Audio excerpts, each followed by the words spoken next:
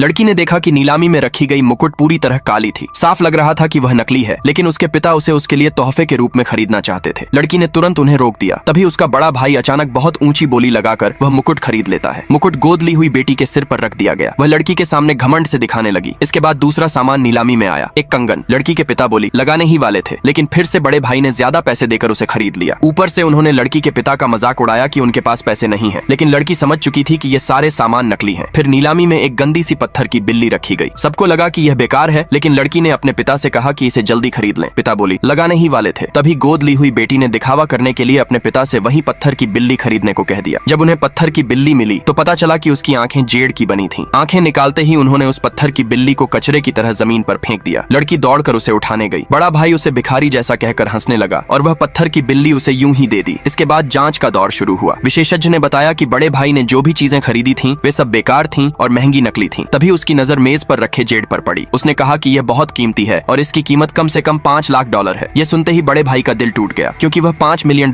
खर्च कर चुका था। तभी लड़की ने कहा कि असली खजाना उसकी पत्थर की बिल्ली है। विशेषज्ञ ने उसे तिरस्कार से देखा और कहा कि यह तो साधारण पत्थर है, लेकिन पिता को अपनी बेटी पर पूरा भरोसा था। लड़की ने अचानक काली पत्थर की बिल्ली जमीन पर दे मारी। उसमें से हरी रोशनी चमक उठी। यह देखकर विशेषज्ञ हैरान रह गया। उसने तुरंत पत्थर की बिल्ली को काटने वाली मशीन में रखा। जैसे जैसे ऊपर की परत हटाई गई, सब दंग रह गए। अंदर एक पूरी जेड की बनी बिल्ली निकली। उसकी कीमत कम से कम $100 मिलियन थी। यह खबर सुनते ही बड़ा भाई सदमे में बेहोश हो गया।